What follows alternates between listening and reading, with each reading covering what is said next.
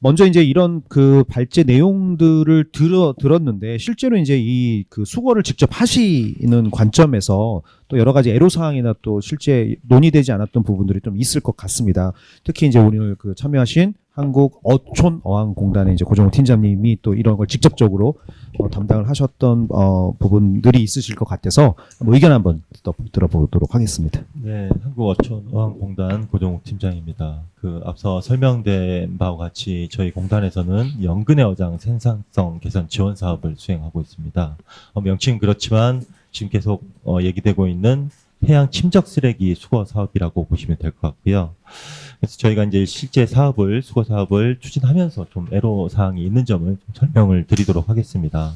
우선 해양 침적 쓰레기 탐지 관련돼서는 저희가 앞서도 다 설명이 되었지만 실시 설계를 진행을 합니다. 물량이 어디 있는지, 물량이 얼마큼 있는지, 위치는 또 어디에 위치하고 있는지. 그런데 이제 설계가 사실은 조금 부족한 부분들이 있습니다. 그래서 이 설계를 바탕으로 실제 이제 작업상에 들어가서 수거를 진행하게 되는데요. 설계가 부정확하다 보니까 이제 수거 작업의 효율성이 아무래도 좀 떨어지는 부분이 있습니다. 앞서 설명되었던 바와 같이 탐색 비용이 들어간다 할지 뭐 이런 부분들이 있어서 사실 수거 효율성이 조금 떨어진다는 부분이 있고요. 그 다음에 또 그 탐지 관련돼서는 지금 효율적인 탐지 방법이 지금보다는 효율적인 탐지 방법이 없으니까 또 적합한 사업 대상지를 발굴하는 데도 좀 애로가 있습니다. 사실은 지금 현재는 뭐 앞서 분포도도 연근의 집적 쓰레기 이진환 대표님께서 좀 말씀 발표하셨는데요. 연근의 집적 쓰레기 분포도 조사, 분포도도 나와 있기도 한데 사실은 어업인 수요에 많이 의존하고 있는 부분이 있습니다.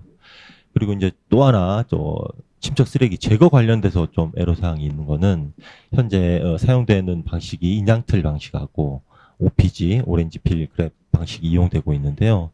계속 중복돼서 드리는 설명이긴 한데 해양 생태계 훼손이 좀 불가피한 방식입니다. 이 방식이 해저면을 긁어서 이렇게 수거하고 있는 방식이기 때문에.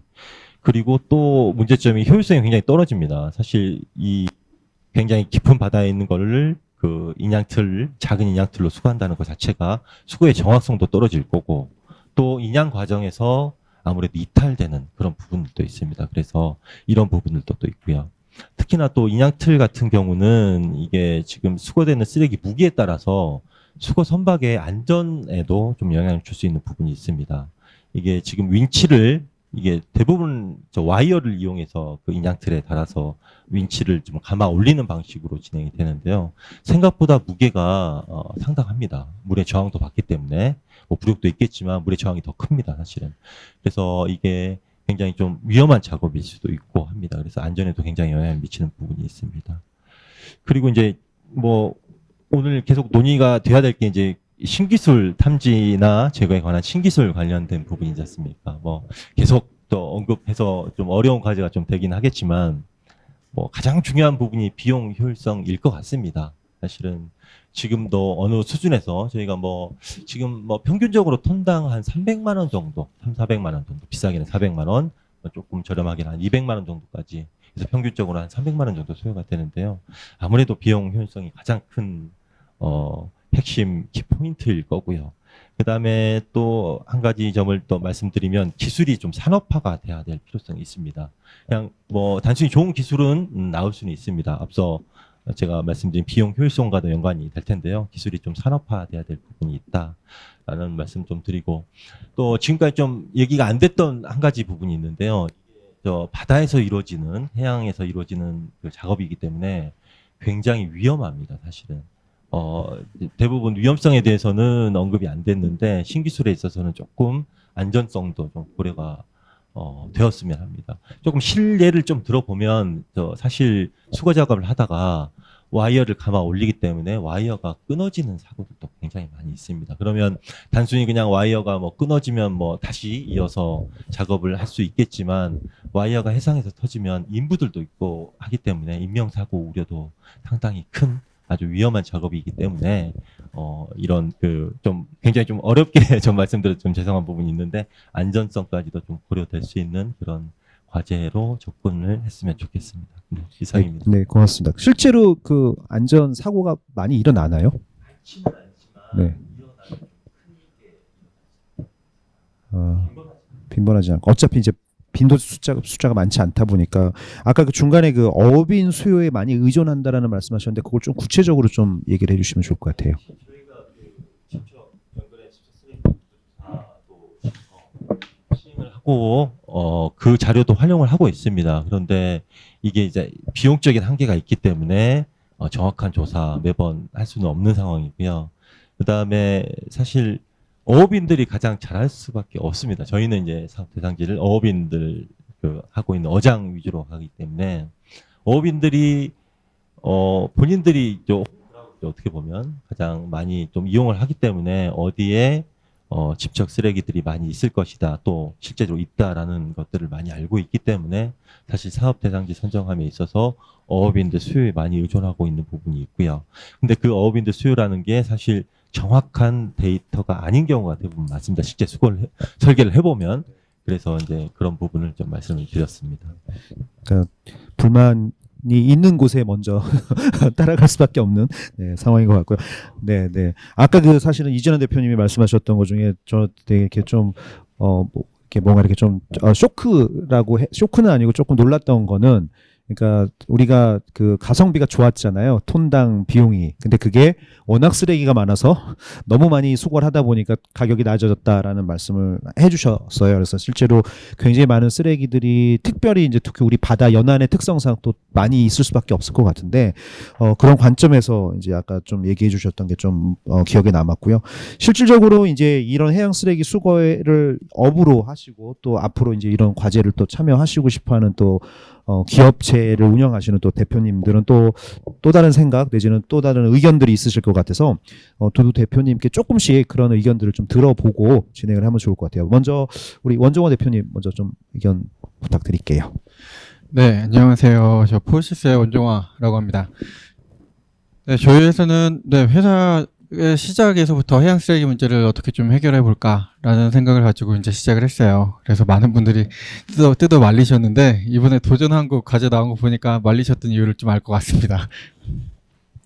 저희 회사에서는 이제 부유 쓰레기를 대상으로 이제 하고 있어요. 왜냐하면 침적되기 전 상태, 그리고 이제 오염원에서 나온 지 얼마 안 됐을 상태에 수거하는 것이 가장 효율적이다라는 부분에 있어서 침적 쓰레기 같이 어려운 거 말고요.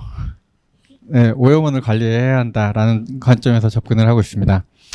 하지만 침적 쓰레기가 뭐 심각한 문제이긴 해요. 심각하기도 하고 어렵기도 하고 그렇습니다. 그래서 요즘 많이 고민을 하고 있는데요. 뭐 지금까지 말씀하셨던 기술들이 뭐 해양 플랜트 쪽 탐사를 하고 개발을 하고 이런 쪽에서 충분히 사용이 되던 기술들이었고요. 그리고 우리나라가 또 장점으로 갖고 있는 것들은 사실 뭐 해양 쪽 시장이 좀 많이 안 좋아지긴 했지만 그때 인력들, 그때 기술들을 고스란히 갖고 있다고 생각을 합니다.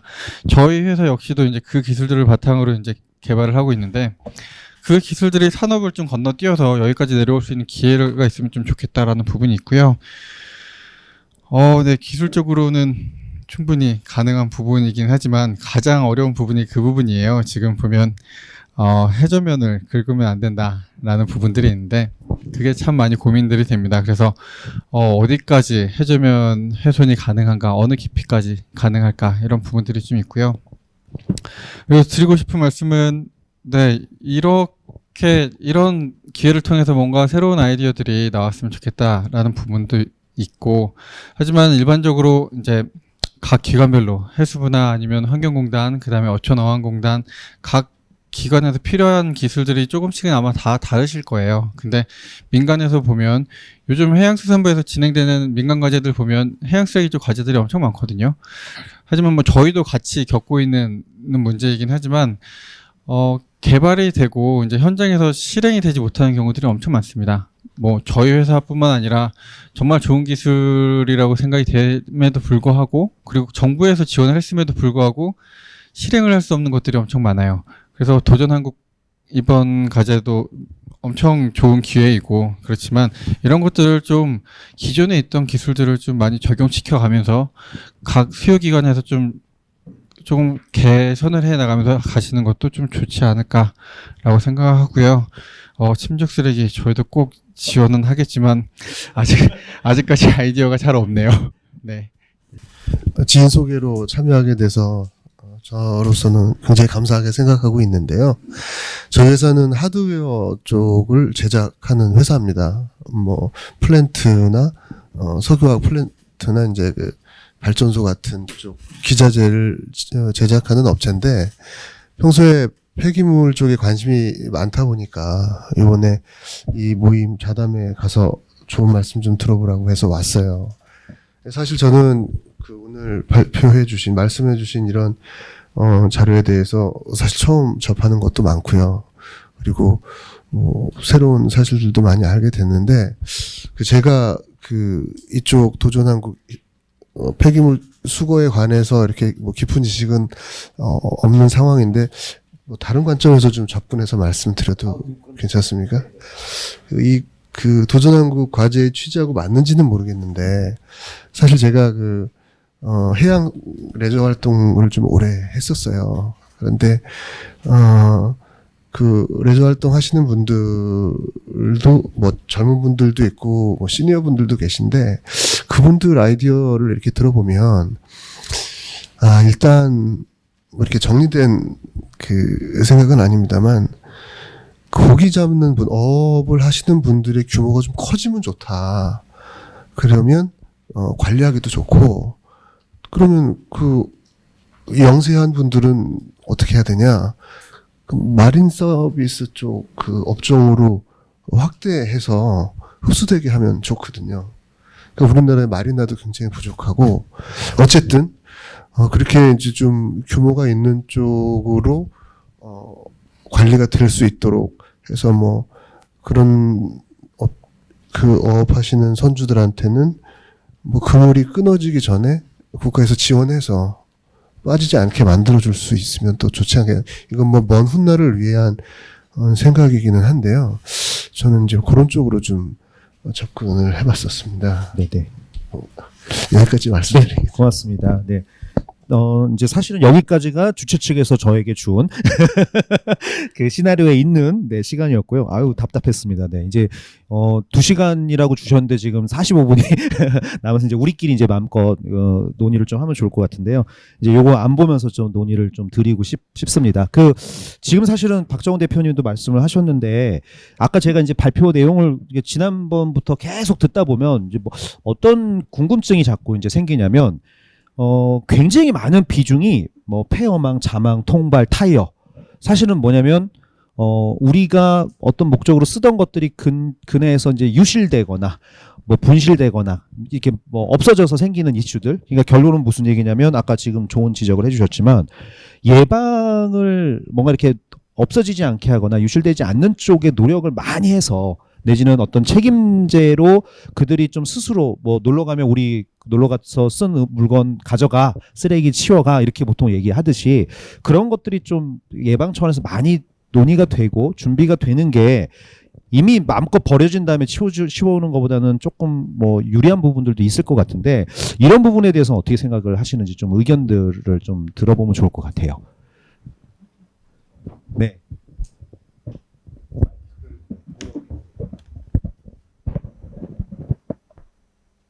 네.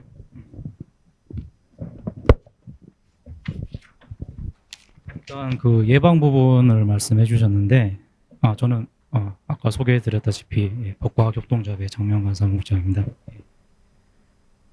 저는 이제 그 군생활을 해양경찰 전투경찰을 군생활을 했었는데 그 인천 이제 해양경찰서에서 중국어선 납포도 하고 뭐 이제 연안 파출소 근무도 했었는데 파출소 근무하다 보면은 이제 낚시 어선들 이제 뭐 여름에 많이 조업 나가고 뭐 일반 어선들도 많이 조업을 나가는데 이게 임금을 하다 보면은 뭐 이제 출항하고 입항할 때 막 쓰레기를 뭐 이렇게 들어오면서 막 해안가에 그냥 버리거나 아니면 출항하면서 버리고 나가거나 뭐 이런 경우도 많이 있고 그리고 뭐 일단 여객선이나 뭐 컨테이너선 이런 어선들은 오히려 뭐 관리가 잘 되는 반면에 뭐 일반 소형 어선이나 뭐 연안어선 이런 어선들은 뭐 바다에 나가서 쓰레기 막 버리고 뭐 일부러 버리는 경우도 많이 있고 저도 뭐 이제 뭐 양심에 찔리는 경우가 있는데 뭐 저 해양 경찰 같은 경우에 출동을 나가면은 EEZ 쪽 가면은 뭐 이제 흔히 짬이라고 하는데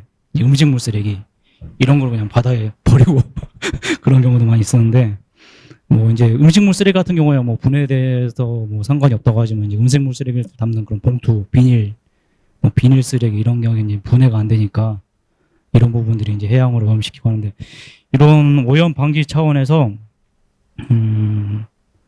첫째는 일단 뭐 육상 같은 경우는 이제 뭐 신소재, 뭐 해양 환경, 그 이제 뭐 환경을 오염시키지 않은 신소재나 이런 뭐 이렇게 그런 분야 기술이 많이 발전되고 있는데 대신에 그에 비해서 이제 해양 같은 경우는 이런 신소재 기술 적용이나 이런 부분이 좀 약간 아직까지는 미비하다는 그런 생각이 들고 있는데 뭐 일단 이런 아까 많이 발생되는 이제 해양 쓰레기, 뭐 어망, 어구, 뭐 이제 해양 관련 이런 고철 철로 된 그런 도구들을 좀 이렇게 친환경적인 신소재로 개발을 하면은 혹시나 뭐 유실되더라도 해양을 오염시키지 않고 뭐 굳이 네. 그거를 저희가 뭐 수거하지 않아도 되는 그런 경우에 네. 또 해변에 이제 그 이제 연안에서 해경이 관리할 문제인데 해안가 같은데 이제 쓰레기 같은 경우를 그냥 뭐 해변에 적치해 놓거나 이런 경우 이제 뭐 바람이 불거나 태풍이 오면 이제 날아가서 그 이제 바다에 뭐 연안에서 떠밀려 가가지고 나중에 이제 침적 쓰레기가 되는 이런 경우도 많이 발생이 되는데 이런 쓰레기 관리를 좀 더 단속을 강화하거나 이런 방법으로 좀 예방을 했으면 좋겠다는 그런 의견입니다. 네. 그 사실은 이게 오늘 이제 과제가 침적 쓰레기를 치우는 탐지하고 치우는 게 원래 목적이죠. 근데 이제 제가 예방 얘기를 드렸던 가장 큰 이유는 뭐냐면, 그러니까 우리가 조금 어쩌면 스코프를 좀 크게 해서 치우는 게 단기간적으로 목적이긴 하나. 궁극적으로 그런 예방, 왜냐하면 계속 버리면 계속 치워야 되니까 끊임없는 비용이 들어가는 뭐 끝나지 않는 싸움이 될 수 있는 부분인 것 같아서 이 부분에 대한 것도 어쩌면 이번 시점에 같이 한번 논의가 되면 어떨까라는 마음 생각이 들었고요. 아까 우리 김경신 연구위원님께서 이제 공유해 주셨던 오션 클린업 사례도 보면 그 인터셉터가 최근에 사실 릴리즈된 가장 큰 이유가 치우다 보니까 다다른 결론이 뭐냐면 버리기 전에 좀 일찍 아니면 그 강에서 흘러 들어오는 쓰레기들이 바다로 유입되기 전에 조금 더 먼저 선제적으로 좀 치우는 게 비용 효율적일 것 같다라는 접근으로 사실은 강 하구서부터 긁고 올라가는 인터셉터를 만든 거거든요. 그럼 결론적으로는 뭐냐면 우리가 지금 어쩌면 가장 비용이 높이 들어가는 심해에 있는 침적 쓰레기로 지금 접근을 하고 있는데 비용 이 효율적인 뭔가를 만들어 보자라는 얘기를 우리는 하고 있으나 어쩌면 그것에 대한 진짜 대상은 거기가 아니라 그 이전에 존재하지 않을까라는 조금 생각도 좀 듭니다. 그래서 어쨌거나 이거는 이제 이번 과제의 범위를 조금 벗어나는 이야기는 하겠지만 네 말씀을 좀 네.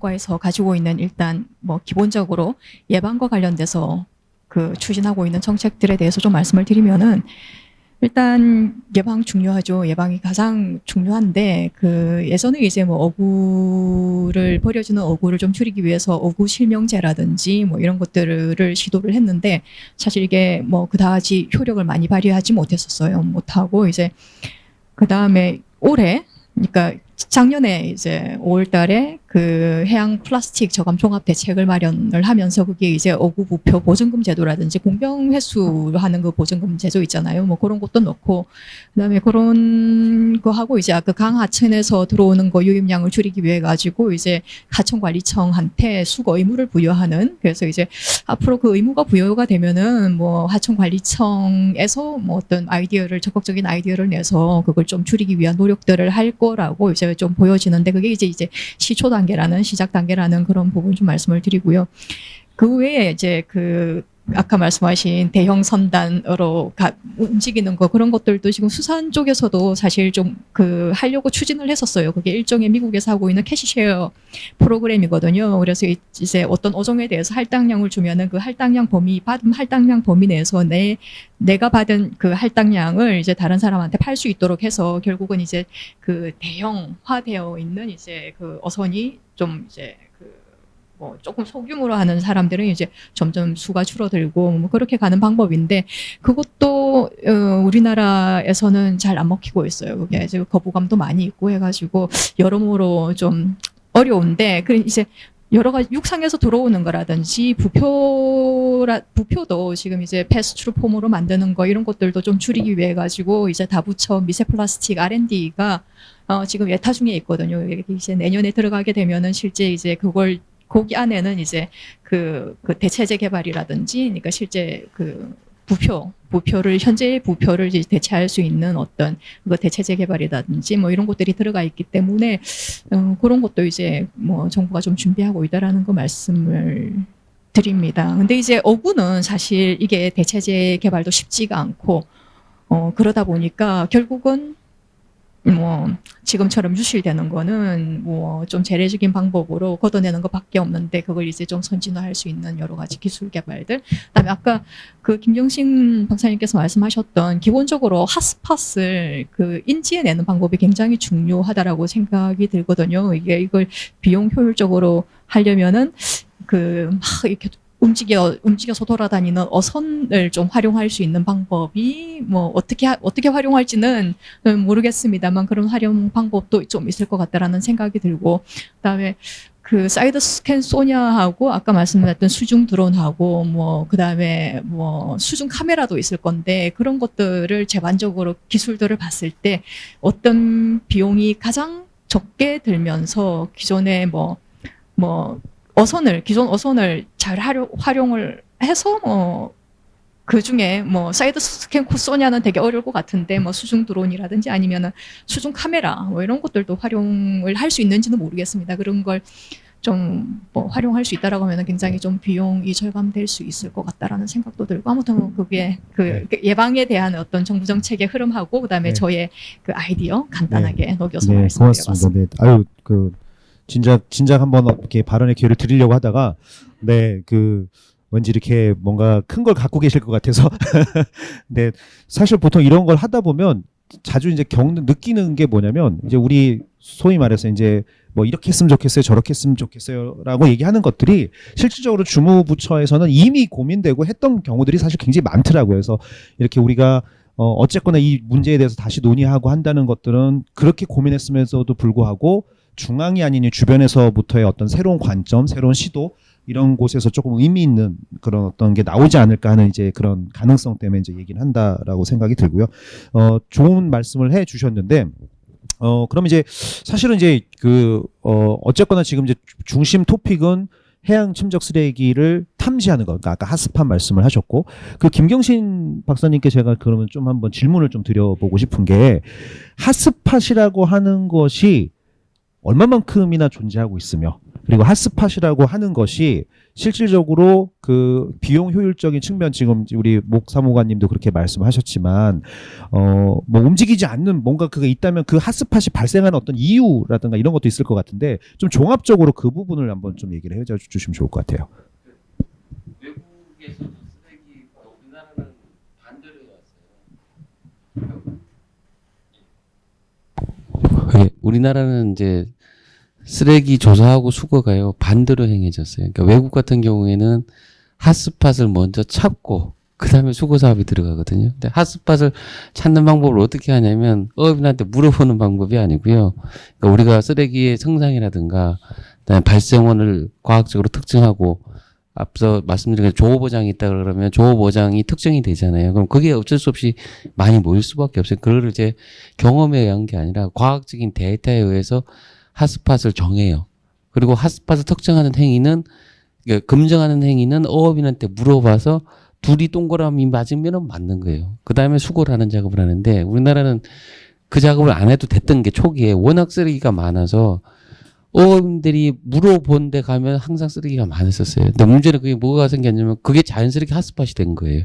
우리가 몰랐던 핫스팟을 외국에서는 과학적인 방법으로 조사에 의한 과학기술에 의한 조사에 의한 핫스팟을 정해버렸는데 우리나라 어업인한테 물어보는 방식을 했기 때문에 계속 거기만 해요. 그러니까 3년 뒤에 수거했다가 또 3년 뒤에 또 거기 수거해요. 그러니까 어업인들이 대답을 잘 안 하면 우리가 하는 핫스팟은 몰라요. 쓰레기가 안 치운 데는 조금이라도 안 치운 데는 많아지면은 그게 또 하나의 핫스팟이라는 개념이 되거든요. 근데 우리나라는 앞서 여러 번 말씀드렸지만 어업인한테 지나치게 물어보는 방식으로 하다 보니까 자연스럽게 거기가 핫스팟이 되고 수거 사업도 거기 위주로 갈 수밖에 없는 상황이 됐거든요. 근데 수거가 안 된 지역은 제가 볼 때는 다 핫스팟 지역이에요.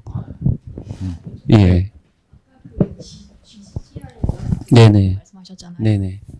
그거가 실제 어업인들이 조업을 하다가 네. 뭔가를 자기가 신고하죠. 유실을 하게 되면은 거기 이제 어플리케이션에다가 네. 좌표라든지 그다음에 잃어버린 내용이라든지 이런 것들 막 입력을 하게 되어 있잖아요. 그게 자동으로 위치가 신고를 누르게 되면 위치가 자동으로 돼요. 대신에 이제 이 사람이 그것만 입력하면 되는 거예요. 그 자리에서 신고할 때만 네, GPS 그렇죠. 로케이션이 네, 들어가는 네. 거고. 그래서 대체로 가까운 바다, 해변하고 가까운 바다만 가능한 기법이고 우리가 멀리 나가는 거는 통신이나 이런 것 때문에 현재로는 먼 바다 쪽은 사용할 수가 없는 앱이죠. 네. 그 대표적인 게 이제 아까 노르웨이 사례가 유지신고제라는 게 있잖아요.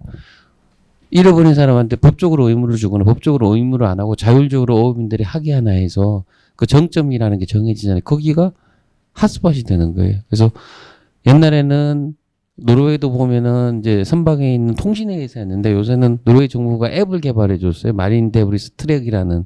근데 그게 어업인들도 쓰고 또 누가 쓰냐면 잠수사들도 써요. 그러니까 우리 레즈 잠수하는 사람들도 그걸 쓰고 있어요. 그래서 레즈 잠수하는 사람들이 산호초 같은데 레즈 다이빙을 하잖아요. 근데 수거해 오시면 좋긴 한데 위험하잖아요. 그러면은 거기다가 잠수사들이 쓰는 마린 데브리스 트랙에다 딱 버튼만 누르면 돼요. 그리고 육상 나와서 캔 특성만 해주면 내가 하나 했을 때는 하나만 되는 거잖아요. 근데 다수의 사람들이 공통되는 걸 누르게 되는 거를 1년치를 집계를 하게 되면 핫스팟이 자연적으로 형성이 되는 거거든요. 그러니까 과학적인 방법으로 하는 건데 우리나라가 못했다는 건 아니고 옛날에 왜 어업인한테 물어보는 방법을 했냐면 그냥 있었어요. 그냥 던지면 있으니까 워낙 많으니까. 그게 자연스럽게 핫스팟이 됐고 근데 수거 정책도 그러면은 수거 정책을 세울 때는 어업인한테 물어보는 핫스팟 위주만 계속하게 되는 거예요. 주기라는 개념이 넣어져서 3년 뒤에, 5년 뒤에, 7년 뒤에. 그러니까 실제로 안 치운 해역들이 많은 거예요. 그 대표적인 게 먼바다예요. 먼바다는 치운 적이 거의 없어요. 그러니까 지금은 발생량이 중요한 게 아니라 먼바다는 안 치웠기 때문에 쌓여있는 양, 수십 년간 쌓여있던 양들이 어마어마할 거라는 건데 모른다는 거죠. 한 번도 아무도 조사를 안 해봤기 때문에.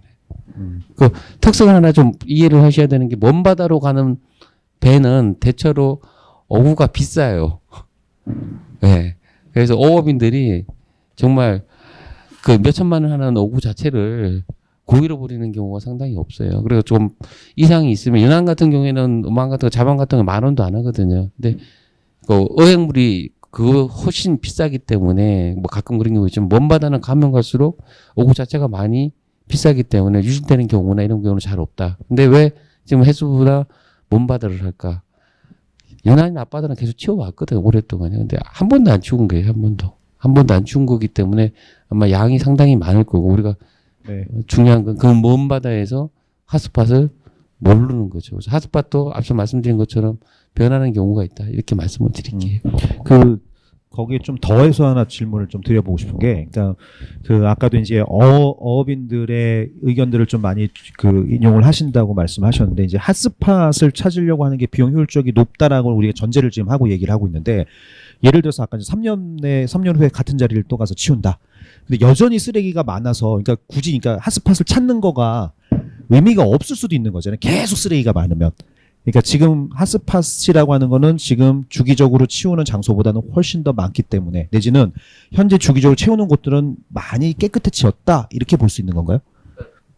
그때 저희가 사용하는 게 이제 재침용률이라는 거, 그다음에 정화 주기라는 개념이 들어가는데 재침용률이라는 건 이론적으로 간단하거든요. 요 지역을 금년에 다 치웠어요.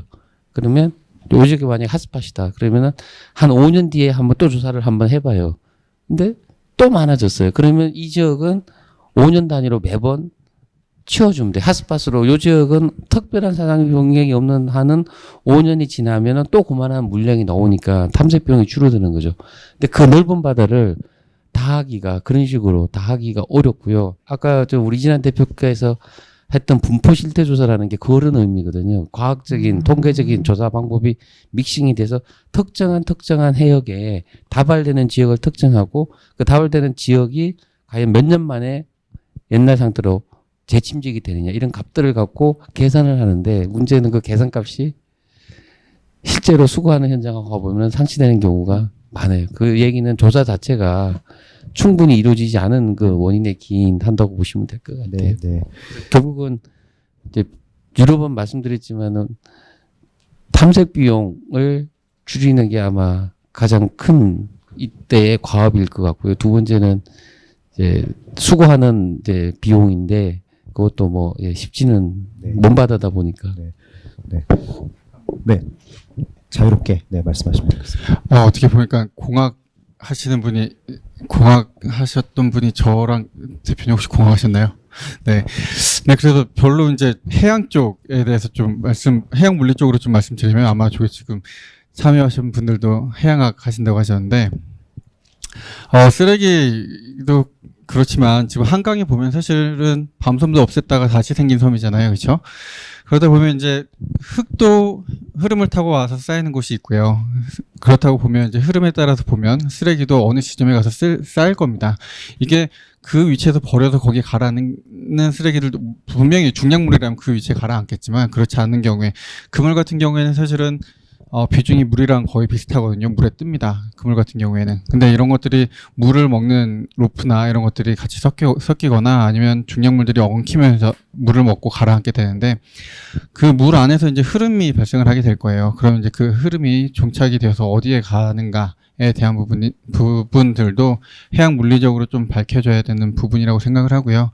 이런 부분들이 저는 시뮬레이션을 하는 사람이지만 참 잘 안 맞아요. 잘 안 맞기도 하고 하지만 이제 물리적인 모델을 구축을 하고 현장에 계신 분들의 경험이 더해진다면 이 물리적인 모델이 좀 더 신뢰도를 갖게 될 것이고요. 그것들을 좀 활용하면서 하는 것들이 좀 비용적으로 좋지 않을까라는 부분이고요. 그 앞에서도 좀 말씀드리고 싶었던 것들은 현장에서 많은 경험을 가지신 분들이 엔지니어링 하는 사람들에게 좀 그 영감을 좀 많이 주셔야 되는 것 같아요. 그래서 아까 말씀드렸듯이 운영 기관, 수요 기관 쪽에서 경험들이 많으시잖아요. 그리고 새롭게 뭔가 아이디어를 갖고 시작하시려는 분들이 많고 이 두 군데에 좀 두 군데를 컴바인해서 같이 종합하셔서 새로운 것들을 만들어내실 수 있는 기관이 될 수 있으면 그 기관에서 이런 일들을 해주시면 좋겠다라는 생각이 있습니다. 네, 고맙습니다. 네, 저도 공학을 하긴 했는데 이제 이쪽 공학은 아니고요. 저는 전자 컴퓨터 쪽이라서 그 질문을 하나 그러면 좀 더 이어서 제가 드리고 싶은 게 부유 쓰레기 쪽을 지금 업무를 계속 하고 계시잖아요. 부유 쓰레기를 처리하는 업무에서 지금 가장 챌린지가 뭔가요? 그리고 그 챌린지를 기반으로 놓고 봤을 때 이 침적 쓰레기와 어떤 연계성이 있는 것 같은지 좀 그 얘기를 좀 듣고 싶습니다. 네, 부유 쓰레기는 우리나라라서 좀 어려운 것 같아요. 우리나라 같은 경우에는 정말 우리나라는 얼마 전에 기사가 그게 있었어요. 주한미군이 우리나라에서 철수를 하게 되면 도대체 우리는 훈련을 어디서 하라는 말인가. 산악지형도 있고 바다도 이렇게 어렵고 이렇게 훈련하기 좋은 조건인데 우리는 도대체 어디에 가서 훈련을 해야 되냐라는 이야기가 있는데 우리나라는 바다도 그렇고 강도 그렇고 진짜 어렵습니다. 강수량도 이렇게 여름에 이렇게 집중되고 하천이 이렇게 많이 불어나고 이런 것도 그렇게 많지가 않아요. 근데 부유쓰레기 같은 경우에는 영구적으로 보면 한 60에서 80% 정도가 하천을 통해서, 그러니까 해양 쓰레기는 하천을 통해서 60에서 80% 정도 바다로 들어간다라고 되어 있는데 그거의 또 60%에서 80%는 지금 장마철에 집중이 됩니다. 근데 이런 상황에서 사실 하천을 상시 관리를 한다거나 이렇게 안 좋은 조건에 저희가 뭔가 구조물을 넣어서 관리를 하겠다라는 부분이 상당히 위험하기도 하고 기술적으로 해결하기도 어려운 부분이에요. 그래서 오늘 이제 토론하기 전에도 이야기가 됐었는데 어떤 게 뭐 가이드를 만들어 한쪽으로 보내서 수집을 하기 좋게 만든다라는 뭐 이런 방법들도 있기도 하고요. 그래서 외국 친구들 만나서 우리가 바다에서 쓰레기를 차단을 하려고 해라고 하면 잘 이해를 못합니다. 왜 바다가서 해? 그거를 하천에서 해야지. 바다에 들어가 이미 소금에 바닷물에 절여져서 그거 처리하기도 힘든데라고 얘기를 하는데 우리나라 하천 상태가 너무 안 좋아요. 그리고 이제 또 저희가 부유 쓰레기를 그 시설을 만드는 데 있어서도 어려움은 물론 이제 공유 수면이라서 저희가 들어가기 어려운 부분들도 있지만 한번 바다에 들어가면 폐기물 처리 부분에 있어서 정상적인 폐기물 처리 루트를 따라갈 수가 없습니다. 절대 못 따라갑니다. 염분이나 해양생물 이런 것들 때문에. 그래서 지금 폐어망들이 문제가 되고 있는데 저희 사무실에 지금 폐어망이 엄청 쌓여 있어요. 원래 시뮬레이션 하는 사무실에 폐어망이 들어가 있으니까 막 다들 냄새가 너무 많이 나서 막 도망가고 막 그러는데 그 폐어망을 저희가 어떻게 전처를 해주면 육상에 있는 폐기물과 동일한 트랙을 타고 처리가 가능할까? 그게 어느 정도 마지노선일까? 그리고 어떻게 하면 이걸 비용을 줄일 수 있을까에 대한 연구를 진행을 하고 있어요. 저희가 초음파를 통해서 이제 그것들을 초음파 세척을 통해서 진행을 하려고 하는데 이것도 본 과제랑 또 관련이 있습니다. 소나로 관측을 하게 되면요. 그물 같은 거 거의 안 잡혀요. 그물 자체가 말랑말랑하거든요. 그러면 소나도 음파잖아요. 초음파도 음파고. 초음파로 세척을 하려면 사실은 이렇게 단단한 것들, 뭐 시계나 아니면 안경 같은 것들에 세척을 하시잖아요. 그런데 음파로 뭔가 말랑말랑한 것들 세척을 한다? 또 그렇게 쉽지도 않습니다. 그래서 저희는 해양 쓰레기 문제가 참 그래서 어려운 것 같아요. 기존의 공법들을 적용을 해야 되는데 폐기물이니까 또 싸게 적용을 해야 되고 하지만 우리가 다루는 것들이 만약에 냉장고가 떨어져 있으면 찍으면 소나로 찍으면 냉장고 나오죠. 근데 그물로 그냥 소나로 찍으면 유령같이 나와요. 흐물흐물하게 나옵니다. 아니면 안 잡히거나. 그래서 뭐 물어보셨었죠? 너무 해양 멀리. 쓰레기가 이렇게 어렵다는 거를 너무 답변하시면서 멀렸네. 부유 쓰레기가 왜 어렵냐. 네. 그렇습니다. 그래서 이것들이 사실은 바다로 나오면 안 돼요. 바다로 나오면 안 되고 하천에서 다뤄줘야 되는데 우리나라 하천이 그렇게 어렵고요. 그래서 일단 저희도 아마 지금 추진하고 있는 국내에 있는 것들이 잘 되지 않으면 아마 지금 해외에는 호주에는 저희 테스트가 아마 저희 회사의 첫 테스트 지역이 될 것 같아요. 국내 하천이 너무 어려워서요. 네. 네, 알겠습니다. 또 자유롭게 또 오늘 토론을 좀 하면 좋을 것 같은데요. 혹시 이야기하고 싶은 말씀하십시오.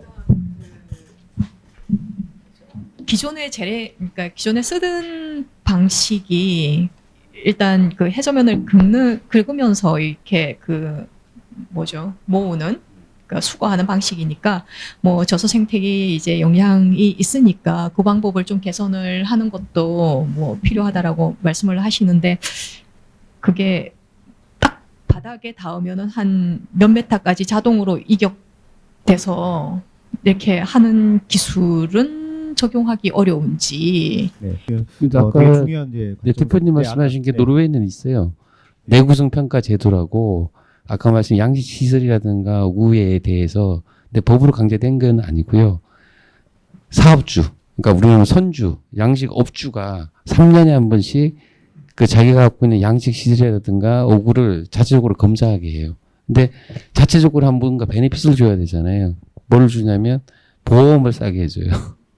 네, 그게 있어요. 내구성 평가제도라는 게 있고, 근데 그걸 법으로 강제하는 건 아니고 하면 베네핏을 주는. 네. 근데 우리나라는 아직까지 말씀하신 대로 그런 거 선박 검사하는 건 알고 있는데 왜 하나 기자재는 없는 걸로 저는 알고 네. 있어요. 예, 먼바다라고 해서 꼭 대형 어선들만 가고 대형 어구들만 쓰는 건 아니거든요. 말씀하신 대로 그 대형 어선들이 쓰는 대형 어구들은 가격이 비싸서 잘 잃어버리질 않아요. 어구 하나가 몇 억도 하기 때문에. 근데 우리나라 대부분 이제 통발이나 자망 선박들이 많이 유실이 되고 하는데 그 부분이 지금 굉장히 가격이 싸요. 싸고 이제 중국에서 수입산이 많이 들어오다 보니까 저렴하게 구입을 할 수 있으니까 어민들이 이제 유실을 해도 그냥 돌아오고 그 양들이 굉장히 많아지는 거거든요. 말씀하신 부분은 실제로 최근에 이제 어구 실명제라고 아까 목 사무관님께서 말씀하셨지만은 어구에 이제 태그를 달아서 이제 소나 같은 장비로 이제 추적을 하는 그 연구가 진행이 아마 지금 그 되고 지금 아마 마무리 단계에는 있을 겁니다. 근데 이 어민들이 이제 특성상 자기들이 이제 조업하는 가는 지역에서 해역에 이제 좋은 자리는 자기들만 선장님들만 알 거 아닙니까? 그 위치를 잘 안 알려주거든요. 그 어구에 그런 태그를 달게 되면 이제 정보가 노출이 돼서 굉장히 이제 또 그런 좀 어려운 점이 있죠. 그런 부분이 이제 뭐 제도적으로나 많이 좀 활성화가 되면, 양성화되면 이제 유실을 하더라도 찾기가 쉽기 때문에 굉장히 이제 환경적으로는 굉장히 좀 바람직한 방향으로 가지 않을까 생각합니다. 예. 네. 오늘 이제 침정모를 찾고 뭐 하는 것들이 사실 이슈는 찾을 가치가 있는 것들에 대한 것보다는 이제 그렇지 않은 것들 때문에 생기는 것들이 아마 더 큰 이슈일 것 같고요. 목사무관님께서 이제 방금 아까 세양 행태계 얘기를 좀 해주셔서 거기에 좀 더해서 제가 질문을 한번 드려볼 건데요. 우리가 이제 저임만 방식으로 바닥을 긁는 게 생태계를 파괴한다라는 건 이제 기본 상식적으로 그렇게 인지를 하고 있는데, 예를 들자면 바다라고 하는 곳이 뭐 태풍이 불거나 막 폭풍이 오거나 하면 기저에 쌓여 있던 것들이 막 물 위로 올라오기도 하고 막 뒤집어지기도 막 하잖아요. 그래서 이제 그런 경우에도 어떤 충격이 사실은 바닥에 가해진다라고 봤는데, 그것이 우리가 생태계가 파괴된다라고 얘기는 보통 하지 않잖아요. 그래서 생태계가 파괴된다라고 하는 그 기준, 치우는 이제 이 과제에 참여하려고 하는 분들의 관점에서 얼마만큼이 생태계 파괴고 어떤 경우가 생태계가 파괴가 아니고 어느 정도까지 괜찮은지, 이런 부분에 대해서 약간 좀 가이드가 필요할 것 같아요. 혹시 의견 주실 수 있는 분? 그런 부분들은 이제 저희들이 이제 뭐 골재나 이런 회사 채취를 할 때 이제 해양 환경 영향 평가라는 걸 하게 됩니다. 이제 거기서 얼마 만에 목사모가님이 제일 잘 알고 계실 건데, 그 부분은 어느 정도의 양을 채취하면 저질에 영향을 주게 될 거다, 이런 부분에 대해서 환경 영향 평가를 하게 돼서 그런 기준은 이미 좀 잡혀 있고, 거기에 대해서는 굉장히 세부적으로 조사를 하는 걸로 알고 있어요. 근데 아까 제가 말씀드렸지만, 지금 우리 제안에서 친환경적인 방법, 이제 저질을 훼손시키면 안 된다, 꼭 그 말씀은 아니고 가장 효율이 좋거든요. 이 폐기물이 또 해저면에만 있는 게 아니고 묻혀 있는 게 굉장히 많아요. 그러려면 우리가 긁긴 긁어야 돼요. 긁어서 이제 효율 좀 올려야 되는데, 제가 우려하는 거는 이제 이 저질에, 이제 저서생물에 이제 서식지고 산란장이 됩니다. 이제 바닥이 이제 그냥 일반적인 모래바닥이나 뭐 뻘도 있지만은 이제 해초나 이런 것도 많이 있고, 또 안반이 있는 지역, 이런 데 좀 피해가 안 가려면 그런 부분은 좀 선별적으로 한다든지, 최소한의 이제 최소한의 피해 가도록 그렇게 좀 해야 되지 않을까 싶습니다. 네. 다큐를 보면 바닷속에 있는 타이어 같은데 서식지가 생겨버리는 경우들도 사실 있더라고요. 우리는 이제 그게 우리가 자초한 일이긴 하지만 또 그거를 치운다고 또 뭔가를 해야 되는 그런 이슈들도 있을 것 같고, 네. 그래서 이제 중요한 말씀이었던 것. 네, 혹시 부연으로. 수거할 때 그냥 수거하라고 아니에요. 평가하고 수거하래요. 우리는 이제 양 산정하고 경제적으로 효율성을 하시지만, 대표적인 미국 같은 경우에는 다 전해역은 그렇다는 게 아닌데, 근데 꽃게나 대게 사는 데서 수거를 할 때는 수거할 때 비용, 수거 안 하고 냅두는 비용 계산해요.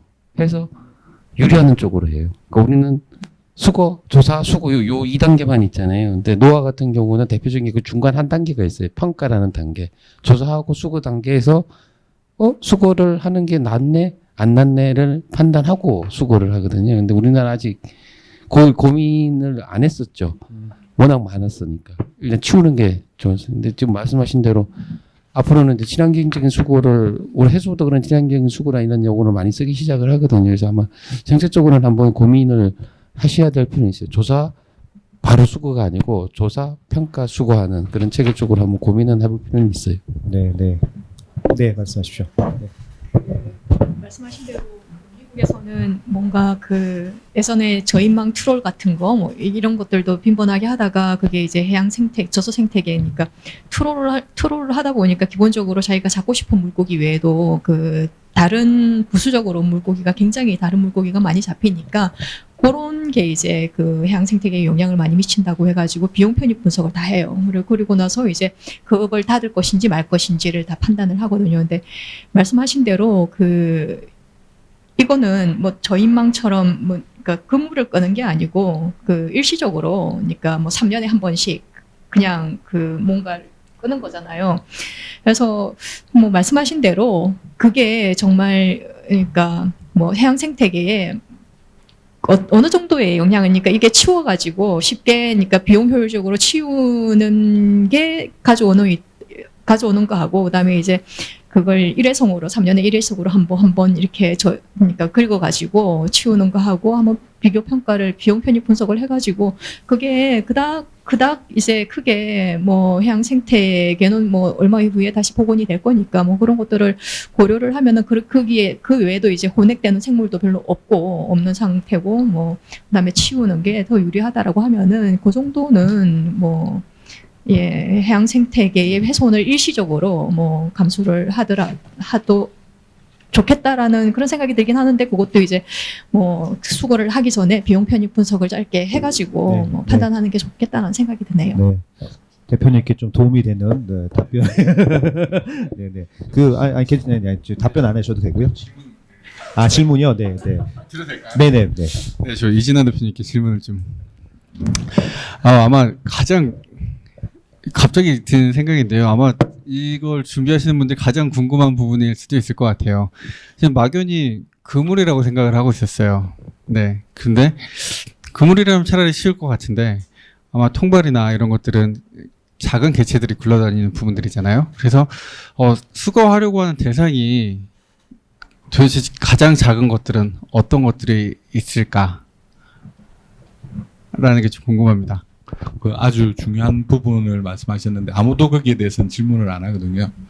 실제로 우리가 이 먼바다에 조업하는 지역이기 때문에 폐음항이 가장 잘 인양이 됩니다.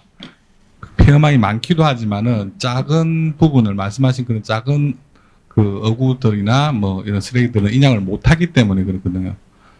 아까 제가 보여드린 이제 저희망 어선은 이제 그물 형태이기 때문에 그런 형태로 올리면 온갖 생활 쓰레기나 잡쓰레기들이 많이 올라옵니다. 근데 지금 우리가 인양틀이나 갈코리로 하면 결국 그물밖에 못 올리는 거죠. 통발도 이제 단위로 하는 게 아니기 때문에 이제 길게 줄로 연결해서 하기 때문에 통발도 상당히 많이 올라오거든요. 이제 육상에서 유입되는 쓰레기가 굉장히 많습니다. 근데 왜 수거가 안 되느냐? 어망밖에 안 올라오느냐? 부피가 작기 때문이거든요. 거기에 대해서는 부피가 작고 효과적으로 인양하는 방법을 쓰지 않기 때문에 안 올라온다 뿐이지 훨씬 작은 쓰레기는 어마어마하게 더 많겠죠. 대표적으로 이제 어구 중에 이제 장어 통발이라는 게 있어요. 근해 통발인데 장어 통발은 한 50cm 정도 되는 긴 원통형 모양으로 생겼거든요. 그것도 이제 통발 장어 조업을 하다 보면 굉장히 많이 유실되는 어구 중에 하나인데 그것만 수거가 안 돼요.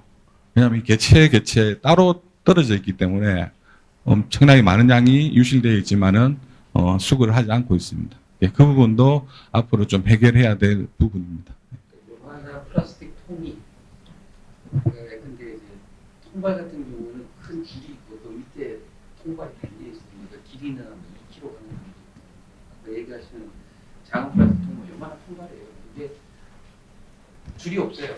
타면 그냥 그대로 여기 가고 저기 가고 막 그게 막 어마어마하게 많이 있어요. 그 둘이 낚시하듯이 하나하나씩 건지지도 있고 건지지 방법이 없어요. 그러다 보니까 이제 어깨에서 고민하는 그 굴릴 때는 큰 장미가 이렇게 우리 포크레인 긁듯이 쭉 긁어내는 거 외에는 딱히 이제 없는 상황. 네, 네.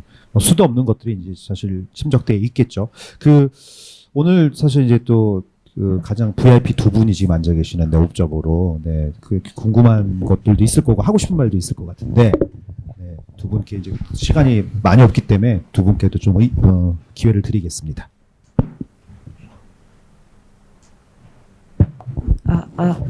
저는 사실 여기 전문적인 지식을 갖고 있지 않아서 그냥 약간 교수님 수업 듣는 것처럼 들었는데 너무 재밌었고 그리고 침적 쓰레기에 대해서 좀 더 많이 알 수 있는 시간이었던 것 같습니다. 그리고 침적 쓰레기 중 60%가 폐어망이고 이제 전체 중에서 모든 해양 쓰레기 중에 거의 77%가 침적 쓰레기였다는 있는데 아직 효과적으로 수거할 수 있는 방법이 없다는 점에서 이런 자리에 참석할 수 있어서 너무 좋았고요.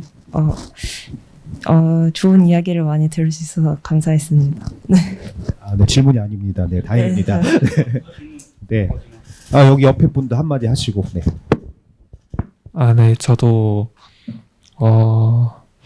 와서 좀 듣게 돼서 좀 되게 좋은 그 내용들이었던 것 같고요. 그리고 그 해양 쓰레기라는 부분이 사실 요새 굉장히 핫하지만 이제 막상 딱 와닿을 수 없었던 부분이었던데 비해서 오늘 좀 제대로 알아가는 것 같습니다. 네, 고맙습니다. 질문, 네, 말씀하십시오. 어쩜 마지막 질문이 될 것 같습니다. 네.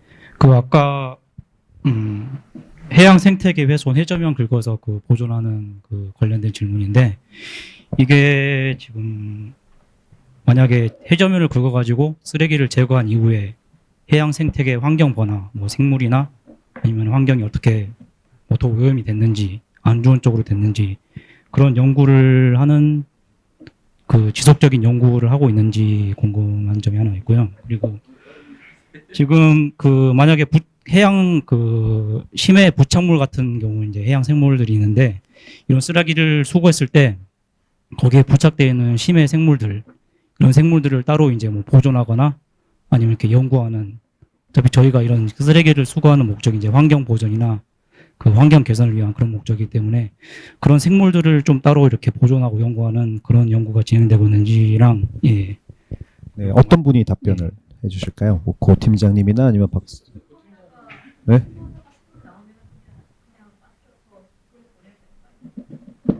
네, 뭐 되게 어려운 질문인 것 같은데, 네, 누가 답변을? 네. 네, 수거하다가 그게 아마 생물을 막 이렇게 다 긁어가지고 네, 다시 뭐 버리는 그게 아마 분별도 아마 잘 안 될 것 같은데 혹시 네, 네 답변을 좀. 그 부착 생물이 올라오지는 않고 그 유령업이라고 그러죠. 그 폐어망 안에 있는 그 생물들이 이제 죽어서 많이 올라오거든요. 실제로 저희들이 이제 내수면에서도 저희 한강이나 팔당 이런데 그 내수면 조업을 해서도 그렇게 폐사하거나 거의 죽어가는 생물들이 상당히 많이 올라옵니다. 이제 부착 생물들은 좀 올라오는 사례는 많이 없고 그런 것 때문이라도 이 어망들은 좀 많이 수거를 해야 되겠죠.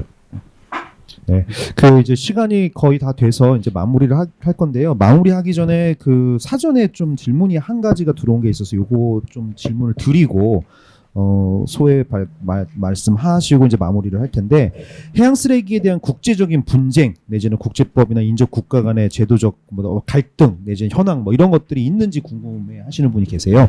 혹시 답변을 한번. 네. 제가 그 사전 질문 등록한. 아 그래요? 아 저분께서 이 질문을 등록해놓고 다른 질문을 하신 거예요 지금. 네. 그 가장 대표적인 사례가 이제 일본 동일본 지진 나가지고요. 그 쓰레기가 미국에 있는 서부 알래스카주 워싱턴주에 다 도착을 했잖아요. 근데 그때 문제가 세 가지가 생겼었어요. 간 게 중요한 게 아니고 그 구조물들이 갔는데 문제는 미국에서도 우리나라 똑같지만 유해 생물이라는 걸 규정을 하잖아요, 그죠? 근데 일본 쓰레기가 태평양을 건너가면서 미국에서 금지하는 유해 생물이 거기 부착돼서 간 거예요. 그래서 미국이 한번 뒤집어진 적이 있고요. 두 번째는 그 수거 비용에 관한 문제인데, 이제 수거 비용을 그럼 누가 될 거냐 이거죠. 원인자인 일본이 될 거냐, 아니면 미국이 그냥 안아야 되느냐. 이게 월경간 국가 간의 해양 쓰레기 갈등 문제인데 없어요 규정이.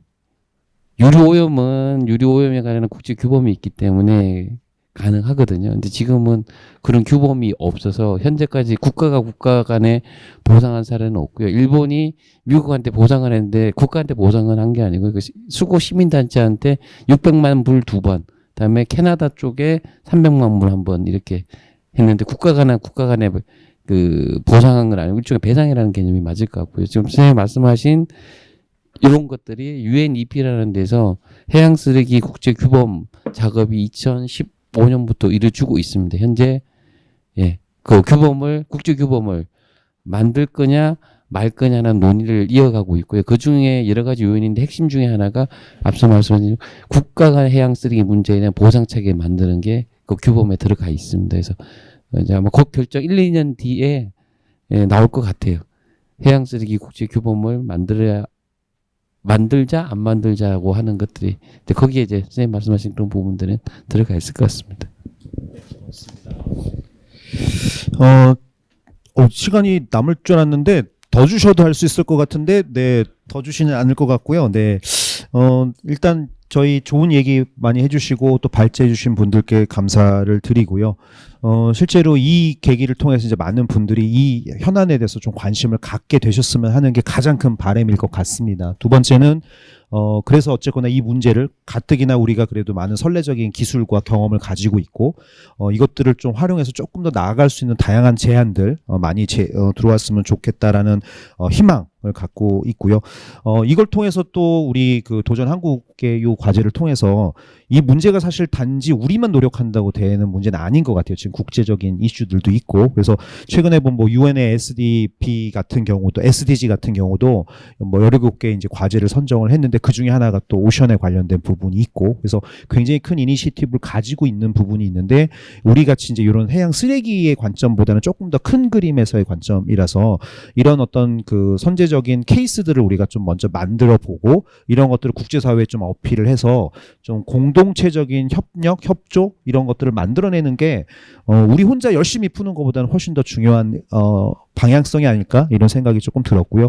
또 하나는 그걸 통해서 결국은 우리가 뭐 그 탄소 같은 경우도 탄소 배출권 뭐 미국은 파리 협약을 탈퇴를 했지만 탄소 배출권 같은 것들을 내서 누군가 이 일을 저지른 사람들에게 조금 더 책임을 전가하고 그리고 이것들을 노력하는 사람들에게 뭔가 베네핏을 주는 그런 것들이 국제적인 부분에 있어서 많은 부분 이제 만들어지고 있어서 이 오션이라고 하는 해양이라고 하는 부분도 서로 연결이 돼 있다 보니 이런 부분까지 같이 함께 논의되는 좀 장기적인 그런 길의 좀 초기에 우리가 좀 마중물을 놓는 그런 기회가 됐으면 하는 생각입니다.